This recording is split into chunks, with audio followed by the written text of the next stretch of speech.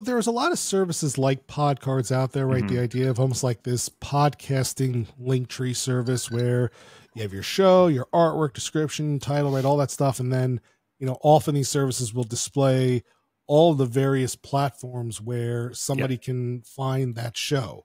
But you did take a slightly different approach because I noticed, I signed up for it and like I could see there is uh, a way to put a prefix into my RSS feed. So there's more Exactly. to it than just creating this landing page. What led you down that path? So PodCards as a product, as you just described, sort of like the Linktree style shareable web page, for me is just sort of like the entry point for a podcaster, like somewhere where they can just sign up and get something going right out of the gate, something that looks good, that they're able to share.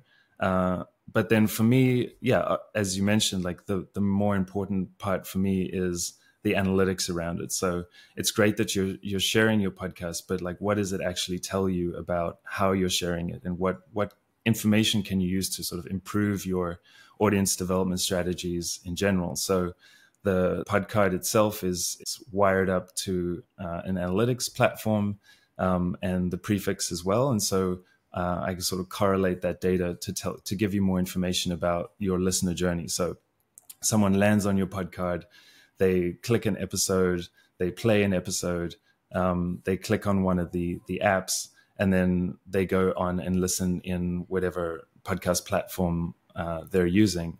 And we collect data at every stage of that, so you can see, what is your conversion rate. So 100 people land on your podcast, 50 of them listen to an episode, 20 of those click on one of the apps, and then 10 of those go on and listen in their podcast app. So it really gives you sort of visibility into how your sharing strategy is performing. So maybe you want to test LinkedIn versus Instagram versus your newsletter. You can actually compare those different marketing channels and see